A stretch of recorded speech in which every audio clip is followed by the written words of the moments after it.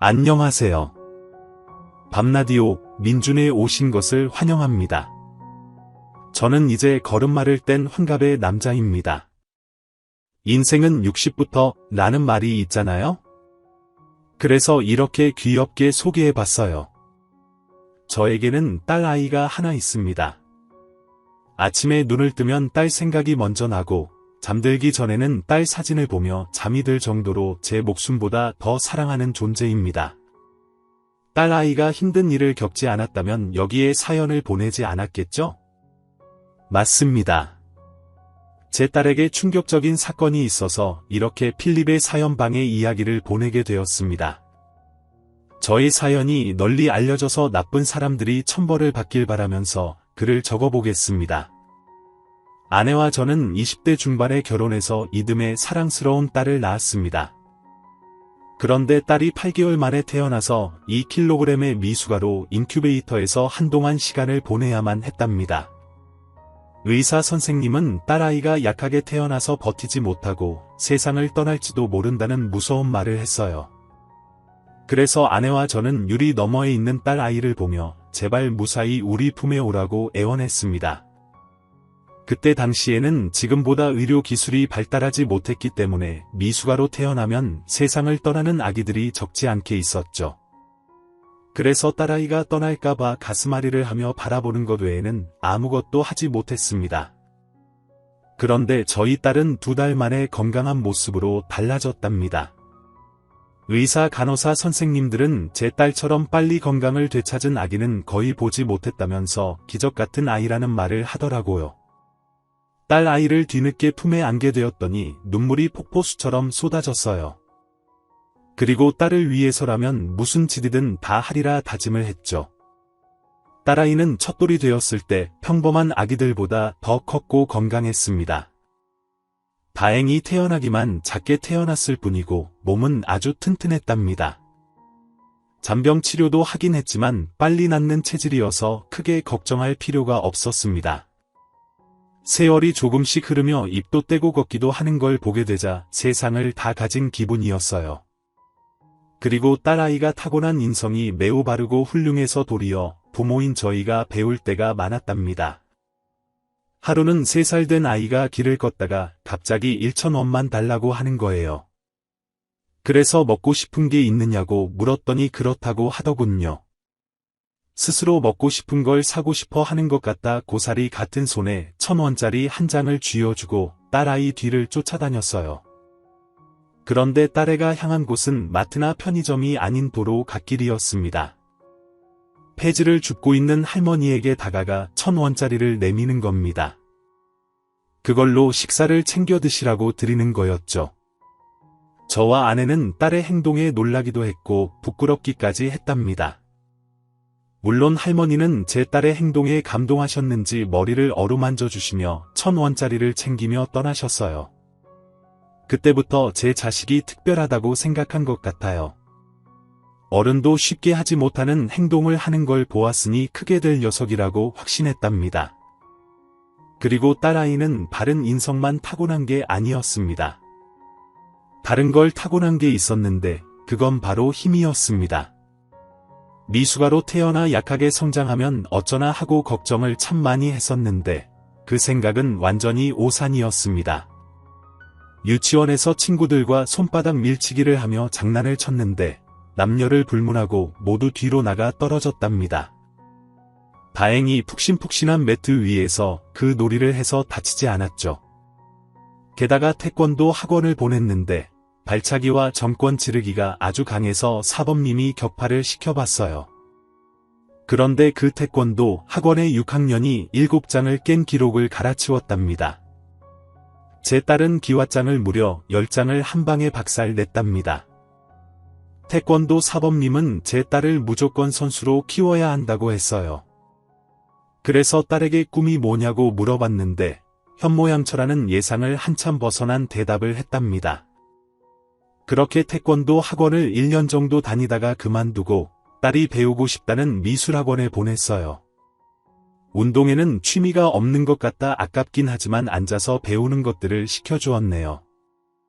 아내와 둘이 딸이 크는 걸 보며 행복하게 잘 살고 있었는데 어느 날 큰일이 벌어지고 말았습니다.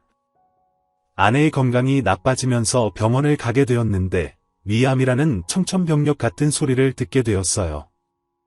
아무리 사람마다 느끼는 고통이 다르다고 하지만 제 아내는 말기암이 될 때까지 아무것도 몰랐답니다.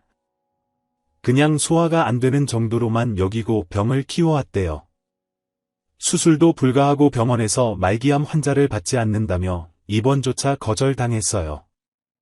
다른 병원을 수소문해 알아봐도 가망 없는 환자를 받아주는 곳이 없었답니다. 그러자 아내는 치료를 받아봤자 달라질 게 없으니 약만 타서 집에서 지냈습니다. 그리고 저는 아내가 점점 약해지고 말라가는 걸 옆에서 지켜보았죠. 하지만 이대로 아내를 포기할 수 없어 말기암에 걸린 환자들 중 오래오래 살고 있다는 뉴스를 찾게 되었고 무슨 치료를 했는지 알아봤습니다. 한약이다 개 구충제다 이것저것 해봤지만 좋아지는 기미가 보이지 않았어요. 하지만 저는 거기서 포기하지 않고 미국행을 결정했습니다. 미국의 신약이 출시되었는데 말기암 환자를 살릴 확률이 조금 있다는 뉴스를 보고 바로 미국행 티켓을 끊었답니다. 살고 있는 집을 정리하고 아내와 딸을 데리고 떠났답니다. 그리고 뉴스에서 본 그 병원을 찾아가 거의 전 재산을 치료비로 내고 아내를 입원 치료받게 해줬어요.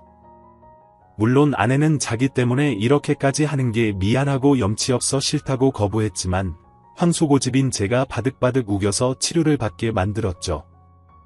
한두 달 시간이 지나자 아내의 몸은 눈에 띄게 좋아졌어요. 저는 그때까지만 해도 기적이 찾아올 줄 알았습니다. 하지만 잠시 건강한 모습을 보이다가 결국 아내가 세상을 떠나고 말았답니다. 미국에서 전 재산을 바쳐가며 아내를 살리려고 해봤지만 모든 것이 실패로 돌아왔네요. 슬픔으로 아내를 한국으로 데려가 장례를 치르게 되었고 세상에는 저와 딸만 남게 되었습니다. 그런데 제가 앞서 말한 치료비는 저의 재산만으로 부족해서 대출을 꽤 많이 받았습니다. 그래서 오랜 시간을 그 빚을 갚아가며 지내야 했어요. 딸에게는 미안하지만 사교육을 더 이상 시켜줄 수 없었고 저는 2배로 일을 해야 했답니다. 그래서 딸이 학교에서 방과 후 수업과 돌봄을 받게 했는데 어린 딸을 혼자 두는 시간이 많아 이건 아니다 싶어 다른 길을 찾기로 했답니다. 장사를 만만하게 본 건 아니었는데 차근차근 열심히 해나가면 볕들 날이 오리라 믿고 빚을 더 내서 시작했습니다. 딸 아이가 학교 후에 식당으로 오면 돌보면서 장사를 할 생각이었죠. 그래서 딸 아이도 잘 돌보게 되었고 장사도 잘 되어가며 자리를 잡아가는 것 같았어요. 그런데 1년 만에 저와 같은 메뉴를 파는 식당이 곳곳에 즐비하며 매출은 반에 반토막이 났답니다. 그래서 결국 적자가 찾아오게 되었고 버티고 버티다가 가게 문을 닫아버리고 말았답니다. 아직 빚을 갚지 못한 데다 월세를 살고 있었기 때문에 다른 돌파구를 무조건 찾아야만 했어요. 딸이 조금 커서 중학생이 되었을 땐 돈이 들어가는 게 너무 많아서 빚도 갚고 뒷바라지를 해야 해서 몸이 2개여도 모자랐답니다. 그래서 그나마 돈을 많이 준다는 공사장 인부로 일하기 시작했고 하루 벌어 하루 사는 느낌으로 세월을 흘려보냈습니다. 딸에게 많이 베풀려고 했는데 안타깝게도 학교에 보내주고 새끼 밥을 먹게 해주는 것 말고는 특별하게 해준 게 없었어요. 그런데 딸 아이는 사춘기 나이에도 한 번도 반항하지 않고 착하기만 했어요. 게다가 자기 용돈은 자기가 벌겠다며 알바까지 뛰었답니다. 그러던 어느 날 딸 아이가 주말 새벽에 일어나 출근하는 저를 따라 나오더군요. 저는 무슨 일로 나가냐고 물었더니 이렇게 대답하더군요. 아빠, 나도 따라가서 일해볼래? 공사장에서 힘들게 일하는 아빠 마음을 느껴보고 싶어. 아이고, 보라야. 내가 무슨 막노동을 하겠다는 거야? 그리고 공사장에 너같이 어린애를 받아주지 않아. 여중생을 누가 써주겠니? 아빠, 그건 걱정하지 마. 내가 인력 소장한테 가서 잘 말해볼게. 위험한 일을 빼고 시켜달라고 할 거야. 학교에서 학습 평가받는 거라고 말하고 안전장비 착용하고 하면 괜찮을 거라고. 또 요즘엔 남녀가 따로 하는 일이 구분지어 있는 것도 아니잖아. 말도 안 돼. 내가 아무리 못난 애비지만 널 노가다판에 보낼 수는 없어. 당장 들어가서 잠이나 더 자. 아빠 화나게 하지 말고. 그래. 그럼 아빠 갈 길을 가. 나는 내 갈 길을 갈게. 그냥 나가서 산책이나 하고 오면 되잖아. 보라야 제발 그러지 마. 아빠 마음 안 좋아져서 일 못해. 얼른 들어가서 더 자. 성장기에는 잠이 중요하다고. 내가 해준 것도 없는데 널 노가다판에 세우라는 건 진짜 못할 짓이야. 알았어. 되게 치사하게 구네. 그럼 아빠 혼자 가라고 딸을 말리고 새벽 공기를 마시며 출근하고 있는데 뒤에서 딸이 따라오고 있더군요. 제발 집으로 돌아가라고 설득해봤지만 꼭 저와 같이 일을 해야겠다고 고집을 부리더군요. 그래서 그냥 인력소에 가서 거절당하게 하고 집으로 돌려보낼 생각을 했습니다. 그런데 딸애가 인력소장에게 빙그레 웃으며 아빠가 일하는 걸 몸소 느껴보고 싶다며 학교 숙제라고 전했더니 소장이 알겠다고 대답하더군요. 위험하지 않은 간단한 일 할 사람이 필요했다면서 말이죠. 저는 기가 막혀서 소장에게 뭐라고 해봤지만 세상에 이런 딸이 어디 있느냐며 한번 체험시켜주자고 저를 설득하더라고요. 그래서 결국 딸아이와 같이 공사 현장을 가게 되었고 딸은 제가 망치질하는 걸 보며 1층에서 잔심부름과 자비를 했답니다. 오전에는 그렇게 일했고 오후에는 저에게 금방 일이 주어졌습니다. 1층부터 3층까지 벽돌과 시멘트를 나르는 일이었죠. 아직 임시 엘리베이터가 없어서 모두 지게로 옮겨야 했는데 계단이 흔들거리고 통로가 좁아서 많이 불편하고 고됐습니다. 그래서 5시까지 모두 끝내기에는 시간이 부족할 듯 싶었어요. 현장 반장은 그걸 모두 옮기고 퇴근해야 한다고 경고해서 딸을 먼저 보내고 한두 시간 야근을 해야 할 것 같았습니다. 그런데 4시 무렵에 딸애가 자기 일을 다 했다면서 저를 돕겠다고 하더군요. 아빠, 난 별로 한 것도 없어. 쓰레기 치우고 잡일만 했어. 이거 가지고는 만족이 안 되는데 아빠 이것만 다 나르면 끝나는 거지? 내가 좀 도와줄게. 아니다. 무겁고 위험해서 안 돼. 너 일 끝났으면 먼저 가라. 인력소 가면 일당 줄 거야. 어서 가. 아빠, 서운하게 자꾸 왜 이래? 이왕 온 거 실컷 좀 일해보자. 지게 벽돌 지고 가면 되는 거지. 하지 말라니까 둘이 가. 저는 다시 한번 경고하고 벽돌을 지고 날랐습니다. 그런데 3층에 도착해 벽돌을 내려놓고 있는데 딸아이가 벽돌을 수북하게 쌓은 지게를 짊어지고 올라오는 겁니다. 제가 든 벽돌의 양의 2배가 넘도록 말이죠. 세상에, 보라야, 너 지금 벽돌 들고 온 거 맞아? 그 무거운 걸 어떻게 든 거야? 이게 뭐가 무거워? 개털같이 가볍구먼. 아빠, 나 잘하지? 봐봐, 아빠보다 훨씬 더 많은 벽돌을 옮겼잖아. 나 소질 있는 것 같아. 도대체 왜, 어떻게 한 거야? 보라야, 너 허리 괜찮아? 어깨랑 무릎 어디 아픈 데 없어? 아, 글쎄 괜찮다니까. 아빠, 빨리 일 끝내고 가자.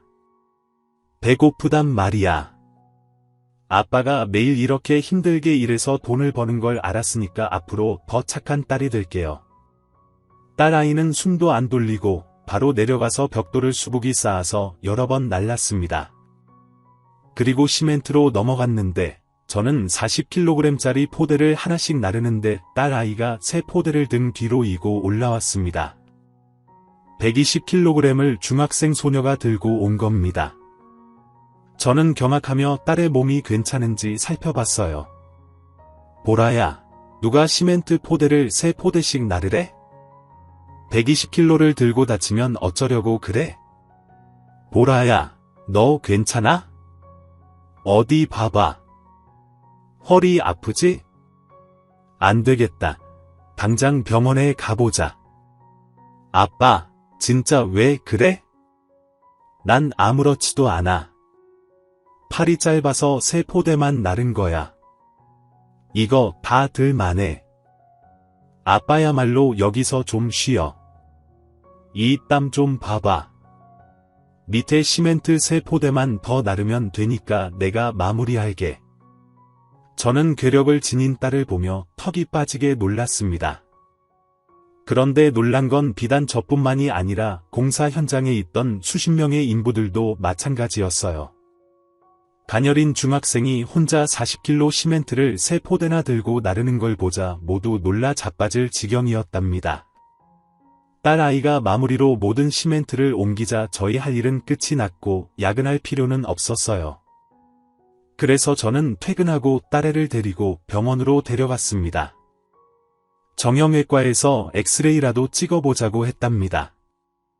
빨리 와. 네가 아무리 괜찮다고 해도 일단 이 검사를 받아보자고. 아니, 아프지도 않은데 병원에 뭐하러 가? 빨리 집에 가서 밥이나 먹자. 안 돼. 내 두 눈으로 네가 괜찮은지 확인해야겠다. 어서 따라와. 저는 하루 지나면 몸살 나고 온몸이 아플 거라 말하며 미리 가서 다친 곳이 있는지 확인해보자고 했답니다. 정형외과에 가서 딸의 허리와 어깨, 손목을 엑스레이로 찍고 의사 선생님 앞에 앉게 되었어요. 선생님, 우리 딸 괜찮습니까? 이 뼈나 인대 다친 곳이 없나요? 네, 아무 이상 없는데요. 그런데 무슨 문제라도 있어요? 아니, 정밀검사를 해봐야 확실히 알겠지만 제가 사진상 봐도 보라 양은 뼈의 밀도가 일반 사람의 몇 배나 높네요. 뼈가 엄청 튼튼하다는 말씀이에요.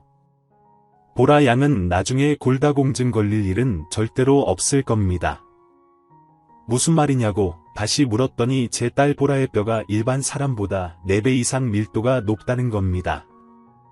어지간해서는 부러지지도 않을 것이고 힘도 남들보다 센 것이 이론적으로 타당하다는 설명을 해주더라고요.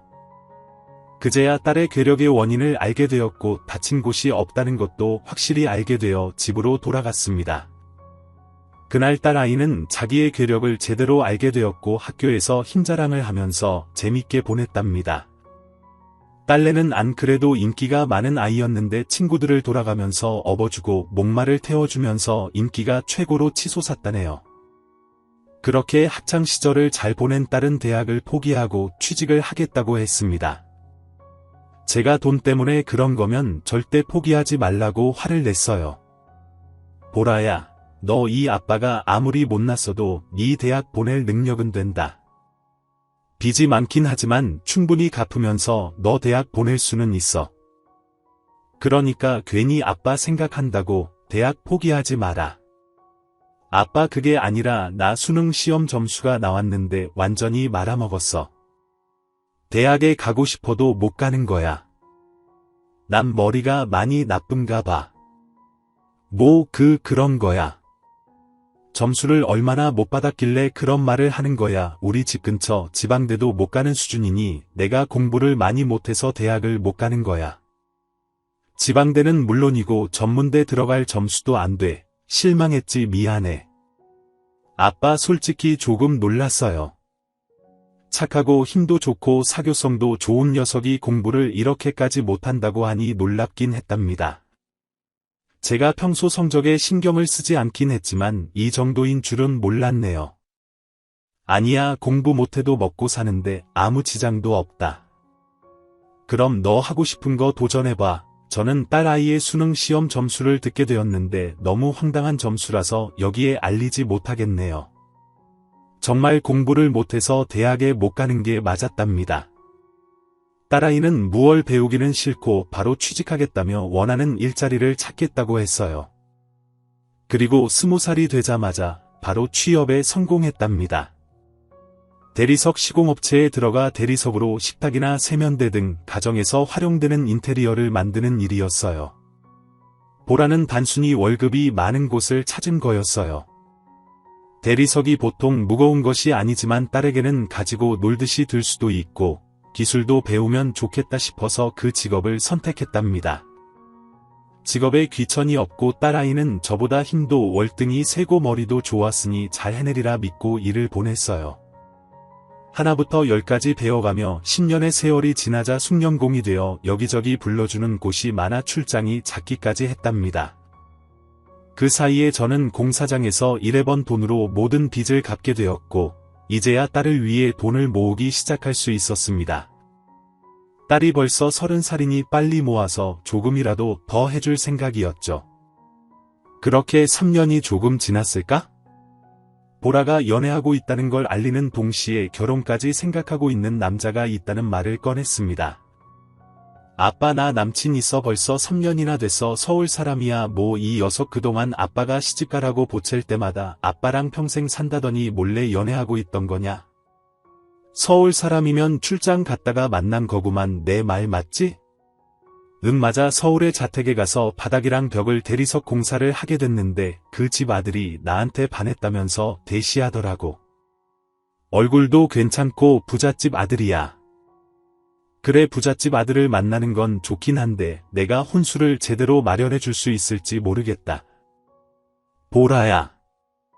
아빠가 통장을 줄 테니까 모자라면 말해라.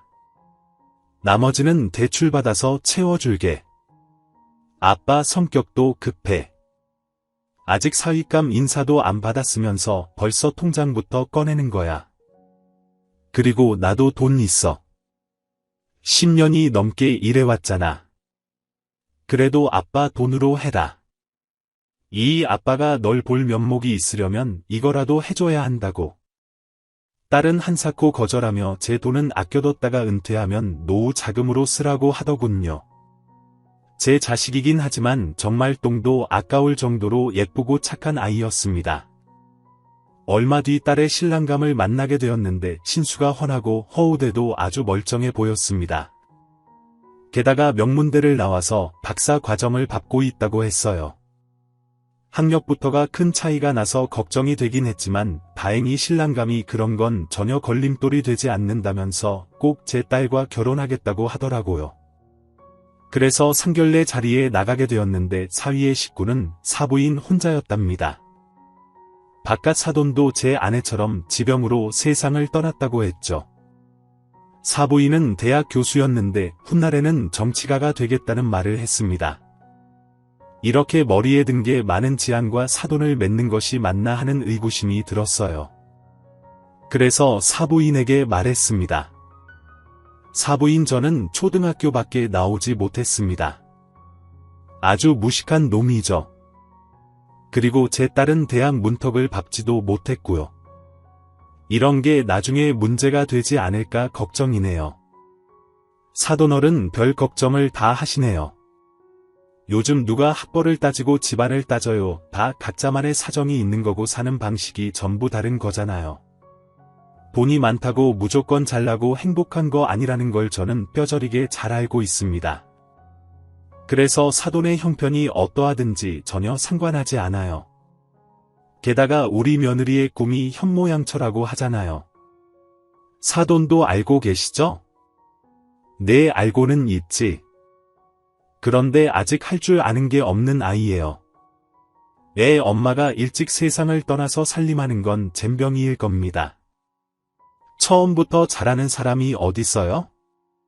사돈어른 그래서 말인데 제가 저희 집에서 애들을 한 2년만 데리고 살면 안 될까요? 제 아들이 박사과정 마치려면 그 정도 시간이 걸리기도 하고 새여기한테 하나부터 10까지 살림을 가르치려면 시간이 꽤 걸리니까 제가 옆에 두고 가르칠게요. 새에게도 좋다고 했으니 잘 생각해 주세요. 그게 그럼 시집살이를 보라야. 너 정말 괜찮겠냐? 저는 딸이 정신력이 강인하고 현명한 아이라는 건 알고는 있었지만 시집살이 한다고 하니 썩 내키지 않았답니다. 그런데 딸아이는 아주 밝게 웃으며 대답했어요. 아빠 내가 이때가 아니면 언제 시어머니 댁 같은 큰 집에서 살아보겠어. 완전 천국 같은 곳이라고. 그리고 현모양처가 되겠다는 내 꿈을 이루려면 속성으로 많은 걸 배워야 해. 그러려면 시어머니 옆에 하루 종일부터 있어야 한다고. 그러니까 아빠 걱정하지 말고 시댁에 들어가 2년 정도 살아볼게. 딸내가 그렇게까지 원하고 좋다고 하니 제가 반대할 이유가 없어 하고 싶은 대로 하라고 일러주었습니다.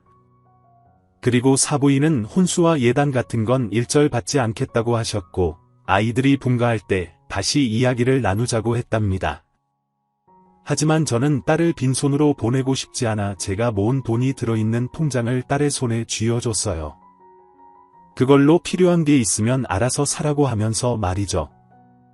아빠가 해줄 수 있는 게 많이 없으니 그것만이라도 받아달라고 부탁하며 건네줄 수 있었습니다. 딸은 그렇게 서울로 시집가게 되었고 저는 홀로 지방에서 똑같은 삶을 반복하며 살았어요. 새벽같이 일어나 공사 현장에 가서 일을 하고 구슬땀을 흘리고 집으로 돌아와 대충 끼니를 때우고 텔레비전을 보다가 잠이 들었답니다. 특별한 거 없이 무탈하고 조용히 시간을 보냈네요. 딸내와는 매일 통화하면서 지냈고 얼굴은 반년이 넘도록 보지 못했어요. 서울과 제가 사는 지방이 한참 멀기도 하고 시집살이와 신혼생활을 하고 있는데 내려오라고 선뜻 말하지 못하겠더라고요. 그렇다고 제가 사부인이 있는 집에 찾아가는 것도 아직은 무리라는 판단이 들어서 매일 통화하는 것으로 만족했답니다. 밝은 목소리를 매일 듣게 되니 저와 살았을 때보다 훨씬 행복하겠구나 싶은 생각이 들기도 했어요. 어쩌면 제가 딸에게 다가가지 않는 게 더 행복할 수 있을 거란 마음도 들더라고요. 제가 많이 모자라고 부족해서 그런 생각이 시시때때로 들었습니다. 딸이 시집간 지 1달이 지났을 무렵 인력소장이 저에게 한 가지 제안을 했습니다. 서울에 공사하는 현장이 있는데 팀을 꾸려 한 열흘 정도만 일하고 오라고 말이죠. 일당도 1.5배로 준다고 하고 숙소와 식사도 다 챙겨준다고 했답니다. 저야 돈을 더 벌 수 있는 기회이니 길게 생각하지 않고 바로 서울로 가겠다고 대답했어요. 그래서 20명 가까이 되는 인부가 며칠 뒤 서울 숙소로 가서 자리를 잡고 공사장에서 일을 했답니다. 딸과 매일 통화했는데 제가 서울에 온 이야기는 하지 않았어요. 곧 딸아이 생일이어서 깜짝 놀래켜주려고 지방에서 잘 지내고 있다고 말해주었죠. 그렇게 서울에 올라간 지 일주일 뒤에 딸의 생일이 다가와서 일찍 퇴근하고 선물을 바리바리 싸들고 사부인 집으로 향했습니다. 메모장에 적은 집 주소 근처 버스 정류장에 내려서 걸어가는데 부잣집 동네라서 그런지 차도 모두 고급이었고 사람들의 옷도 죄다 비싸게 보이더군요. 제 딸이 이런 동네에 와서 잘 적응하고 사는지 어떻게 변했는지 궁금해하며 길을 걸었습니다. 그런데 주택 골목에 들어서자 집 앞에 세 사람이 나란히 걷는 게 보였는데 제 딸의 뒷모습을 먼저 알아봤습니다. 사위의 사부인과 어딜 다녀오는 길인 것 같았어요. 저는 걸음을 빨래하며 세 사람에게 다가가는데 조금 가까워지자 사부인이 제 딸의 머리를 세게 쥐어 박았습니다. 저는 순간 어른이 되어 무슨 상황인지 지켜보게 되었어요. 그리고 세 사람의 대화 소리가 들렸습니다. 야 이나 넌 머리통에 아무리 든 게 없어도 박사 마누라면 채통을 지켜야 하는 거 아니냐 모임에 처먹으러 갔니? 아니요. 어머님 그게 아니라 제가 며칠 굶었잖아요. 어머님이 저더러 살림을 못한다고 밥 먹을 자격이 없다고 굶기셨잖아요. 그래서 저도 모르게 본능적으로 음식에 손이 뻗친 거예요. 이 인연이 지금 하늘 같은 시어머니한테 말 대답을 하네. 야 이 짐승 같은 년아 너 집에 가서 보자. 제대로 아작 내줘야겠어. 배운 거 없는 무식한 데다 가난한 집딸이면 말이라도 잘 들어라. 아주 그냥 천박해서 꼴보기가 싫어 죽겠네. 죄송해요. 어머님 저도 모르게 대들고 말았네요. 진심으로 죄송합니다. 딸은 잘못한 것도 없는데 고개를 숙여가며 용서를 빌었습니다. 그런 모습을 본 사위는 낄낄대면서 이해 못할 말을 하더군요. 엄마 집에 가서 같이 실험하면 되겠네. 오늘 제대로 인연을 조지면 되겠다. 그래 인연은 오늘 실험 대상으로 해서 제대로 스트레스를 풀면 되겠구나. 얼른 집에 가자. 저는 딸이 머리를 한 대 얻어맞고 막말을 듣는 걸 확인했고 실험인지 뭔지 하는 말을 듣고 많이 흥분했습니다. 게다가 시집가서 굶어가면서 지내는 것 같다 부하가 치밀더군요. 그래서 저는 오늘 제 딸을 구해주기로 결심했답니다. 이윽고 사부인과 딸 부부가 대저택 안으로 들어가는 걸 보고 저는 몰래 담벼락을 넘어갔답니다. 확실한 증거를 잡기도 하고 안에서 무슨 일이 벌어지는지 두 눈으로 볼 생각이었죠. 잠시 후 몰래 대저택의 마당을 가로질러 창가에 시선을 두었는데 세 사람의 모습이 뚜렷이 보였고 대화 소리도 명확하게 들렸습니다. 그런데 대화 내용이 가히 충격적이었습니다. 여보, 오늘 내 실험에 참가한 걸 영광으로 알아야 해. 당신은 훌륭한 업을 하는 거니까 다른 생각 말고 하라는 대로만 하면 돼. 알았지, 알았어. 여보, 나 말 잘 듣는 거 알잖아. 오늘의 실험은 뭐예요? 심리학 박사님 시키는 대로 다 하겠습니다. 옳지, 말 잘 듣는다. 나의 훌륭한 똥개녀라. 서인은 심리학 박사 학위를 앞두고 있었는데 아무래도 딸에게 가스라이팅을 한 것 같았어요. 막말을 듣고도 해벌쭉한 게 딸 아이의 정신이 정상으로 보이지 않았답니다. 이윽고 사위가 낄낄대면서 사부인에게 뭔가를 지시했습니다. 엄마, 그거 가지고 나와봐. 그거 알았어. 오늘 아주 재밌는 구경을 하겠구나. 잠시 후 사돈이 가지고 나온 물건은 채찍이었습니다. 그 성인용품점에 가면 파는 그런 거 있잖아요. 생긴 게 딱 그랬습니다. 어이 똥개년, 내 발로 엎드려. 내 박사님 엎드렸습니다. 자, 엄마 이제부터 갈겨봐. 골고루 때려줘 보라고. 그래, 오늘 인연은 내 손에 태졌다. 그럼 시작한다. 짝짝 소리를 내며 제 딸의 등에 채찍을 내려쳤습니다. 그러자 사위가 딸에게 물었습니다. 야, 똥개년아, 오들이 맞을 때 제일 흥분이 되냐 말해봐. 박사님, 그냥 온몸이 아픕니다. 저는 좋은 걸 모르겠어요. 아, 시발 인연이 또 이러네. 야, 내가 쓰는 논문이 고통과 쾌락의 이중성이야. 넌 지금 고통이 아닌 쾌락을 찾아야 한다고. 이번에는 잘 느껴봐라. 어디에 맞아야 환장하도록 흥분되는지 말이야. 엄마 시작해. 알겠다. 촌나가 갈겨줄게. 사부인이 채찍을 내리치며 쌍욕을 퍼부었고 사위는 동영상을 찍으며 깔깔거렸어요. 논문이 어쩌고 하는 건 다 거짓말이고 사람 하나를 빙신으로 만들고 가지고 놀고 있던 겁니다. 박사까지 공부하면서 남을 홀리는 것만 배웠는지 제 딸은 10달 전 모습과 확연히 달라 보였습니다. 저는 두 모자가 한 짓을 핸드폰에 담고 더는 참을 수 없어 유리창을 깨고 집 안으로 들어갔습니다. 이 짐승 같은 것들아, 이게 뭐하는 짓이야? 어머, 사돈이네. 여긴 어쩐 일이세요? 장인어른 지금 무단 침입하신 거예요. 진짜 무식한 집구석 아니랄까봐 하는 짓이 진짜 천박하구먼. 아, 장인어른 여기 앉아보세요. 내가 심리치료를 좀 해줘야겠네. 지랄을 하네. 내가 니놈에게 홀라당 넘어갈 줄 아느냐? 너와 니 애미가 내 딸에게 무슨 짓을 한 거야? 이 사이코패스 모자야. 보라야, 일어서. 이것들이 너한테 한 짓은 미친 짓이란 말이야. 제가 딸을 일으키려고 하자 제 손을 뿌리치더군요. 아빠, 여긴 왜 왔어? 난 지금 위대한 업을 하는 중이야. 우리 박사님과 실험하는 중이라고. 나가 저리 가란 말이야. 보라야, 너 어쩌다가 이렇게 된 거야? 너처럼 야무진 애가 왜 저런 모조리한테 홀려서 이렇게 된 거냐고. 우리 박사님을 함부로 말하지 마. 아주 지랄을 해라. 이 시골 촌놈 새끼야, 아직도 분위기 파악 안 됐냐? 니년 딸은 내 종이야. 내가 시키는 건 뭐든지 한다고. 여기서 더 구경할래? 아니면 그냥 꺼질래? 아, 경찰에 신고해도 소용없어. 우리 보라는 나에게 유리하게 진술할 거니까. 무슨 말인지 알지?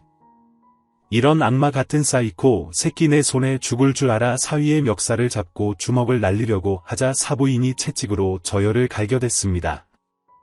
피부가 찢어지는 고통이 찾아와서 바닥에 주저앉고 말았답니다. 이 촌놈 새끼가 어디 남의 귀한 아들한테 손을 대려고 해가난한 집구석에서 우리 집에 딸을 시집 보냈으면 엎드려 절을 해도 모자랄 판에. 야, 다시 까불어봐. 니놈도 오늘 실험 대상자로 실컷 갈겨줄 테니까.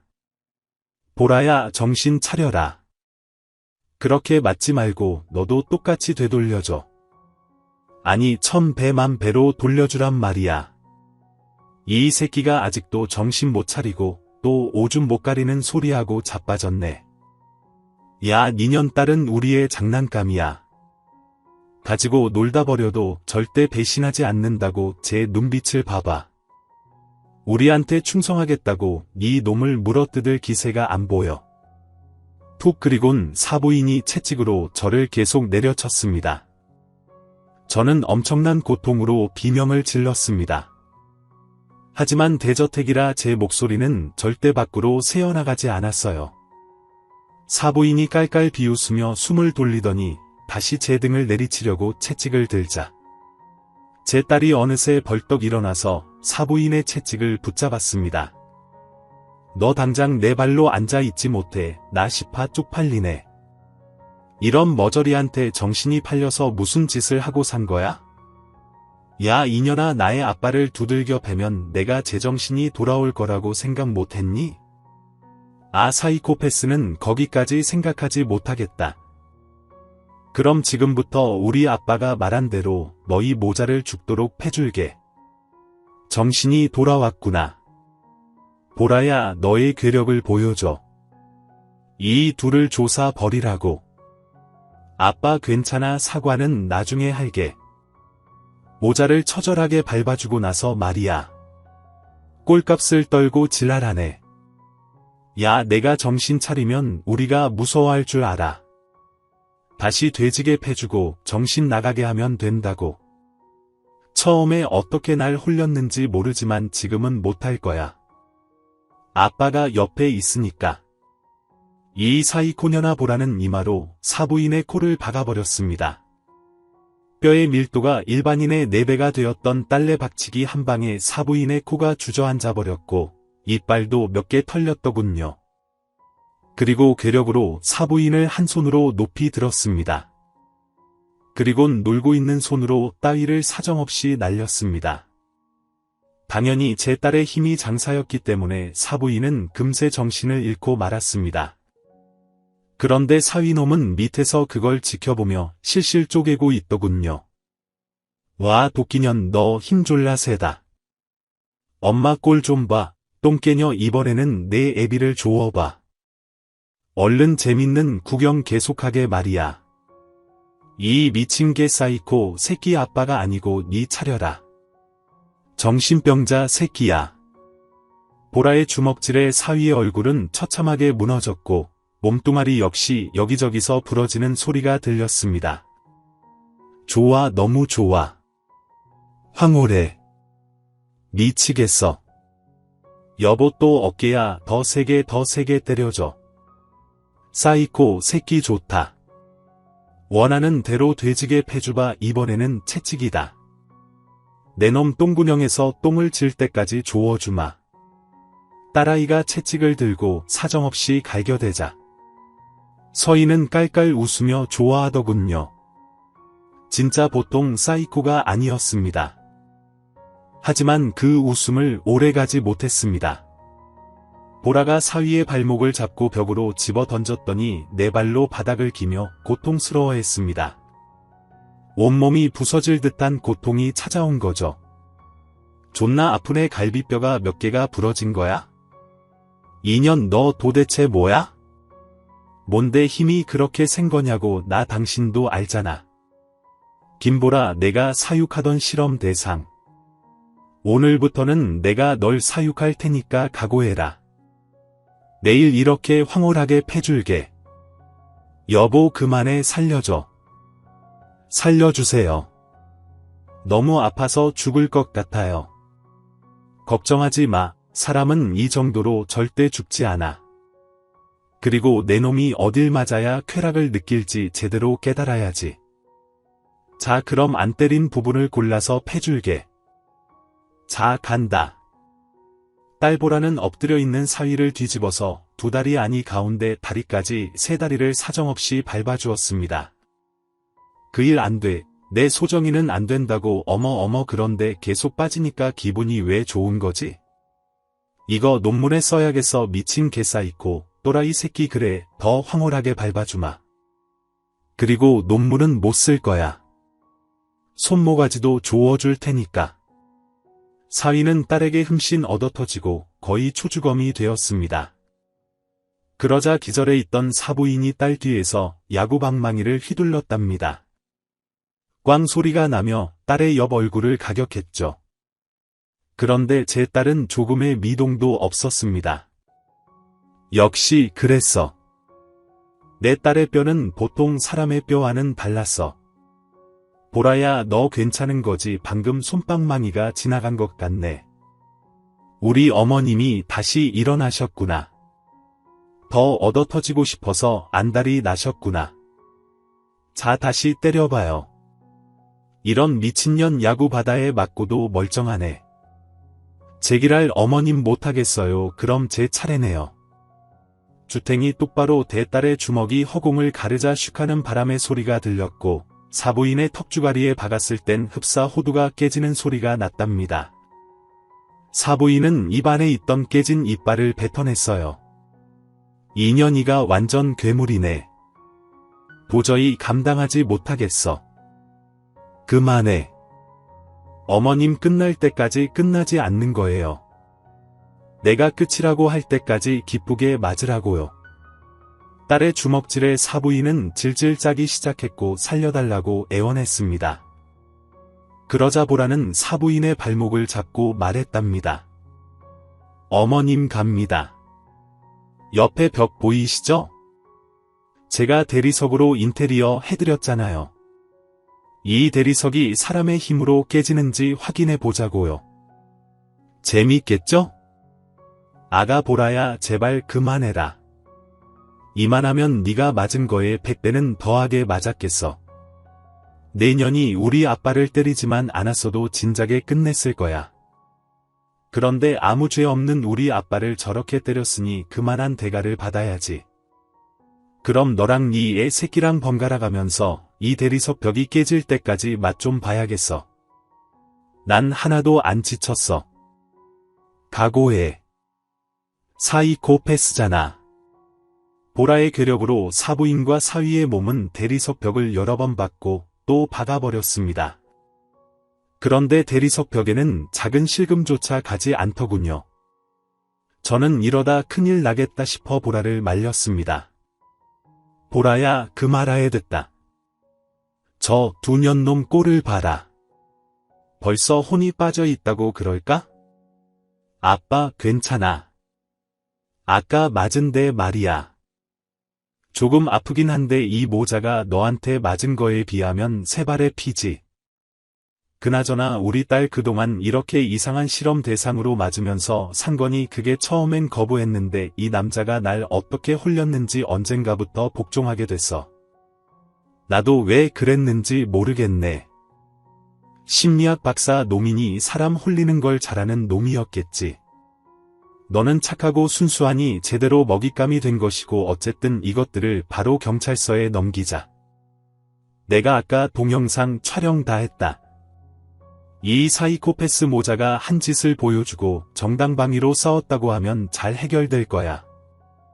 잼말레 사위가 지렁이처럼 몸을 꿈틀거리며 움직였습니다. 장인어른 신고는 안 됩니다. 저 박사학위 받고 교수가 되어야 해요. 뭐가 어째? 너 같은 놈이 교수가 되어 학생을 가르치겠다고 너나 네 애미나 둘 다 깜방에 가게 될 거야. 내가 책임지고 너희 사이코 모자 인생을 조져버리겠어.